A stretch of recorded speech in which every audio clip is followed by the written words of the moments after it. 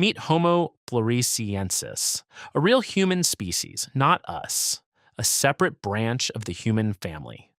They lived on the Indonesian island of Flores for at least 700,000 years. They stood about 3 feet 6 inches tall, shorter than most 8-year-olds today. They had big feet, a small brain, and large teeth. Researchers nicknamed them the Hobbits. And for 20 years, scientists thought they understood them. They were wrong. A study published on July 3, 2026, in the journal Science Advances has rewritten the Hobbit story completely. And the truth is stranger, sadder, and more fascinating than anyone expected.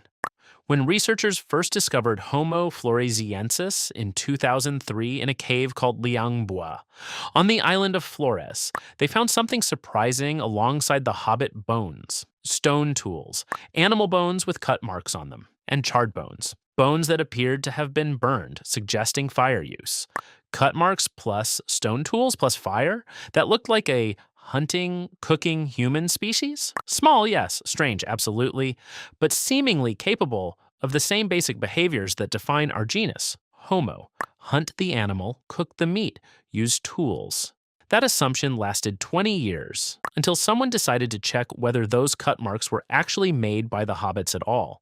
The island of Flores had 3 main players. First, Stegodon florensis insularis, an extinct dwarf species of elephant relative. Not a full-sized elephant, more like a cow-sized elephant with unusually long tusks, evolved smaller due to the island's limited resources. Second, the Komodo dragon, the largest living lizard on Earth today, and back then the island's only significant predator, besides the hobbits themselves, up to 10 feet long. Powerful jaws, toxic saliva, the dominant carnivore of Flores. And third, the hobbits, 3 feet 6 inches tall, no known weapons beyond basic stone tools, and apparently no fire.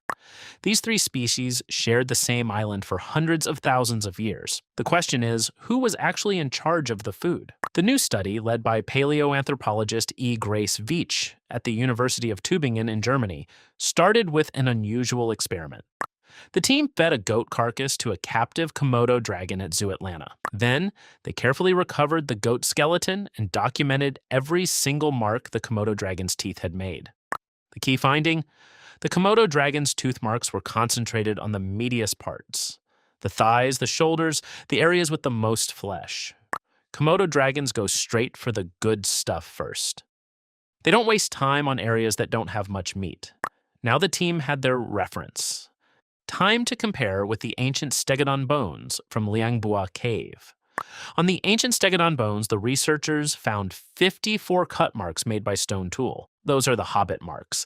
And they found nearly twice as many Komodo dragon tooth marks, nearly double. But the location was everything. The Komodo dragon marks on the ancient bones were concentrated on the meaty areas, exactly matching the modern zoo experiment. The Komodo dragons were eating first, same as always. But the Hobbit cut marks were found primarily in areas without a lot of meat. The lower legs, the feet, the tougher bony areas, the parts the Komodo dragon didn't bother with. The parts that were left over, the researchers described it as a combination of mostly primary access by Komodo dragons and secondary access by Homo floresiensis. In plain English, the Komodo dragon ate first. The Hobbit got the leftovers. And the researchers found no evidence that the Stegodon bones had been cooked. None.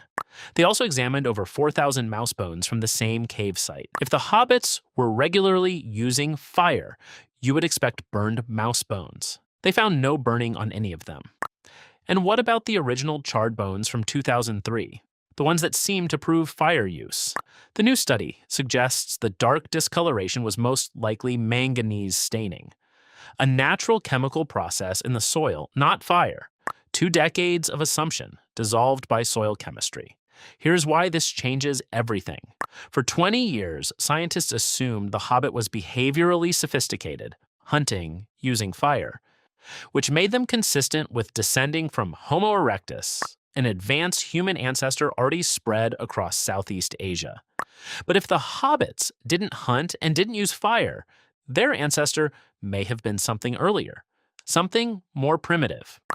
a human species that branched off from the Homo family tree before our ancestors even developed hunting and fire control.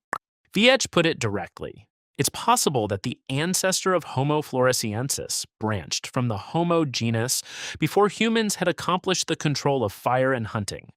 This would make the Hobbit not a shrunken, advanced human, but a surviving relic of an earlier, simpler chapter in human evolution.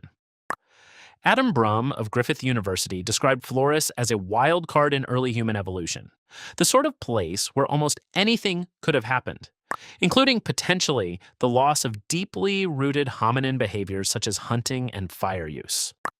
The hobbits survived on Flores for at least 700,000 years. 700,000 years. More than 3 times longer than our entire species has existed. They survived volcanoes, climate shifts, and centuries of island life. And then, around 50,000 years ago, they disappeared. Right as Homo sapiens began spreading through Southeast Asia.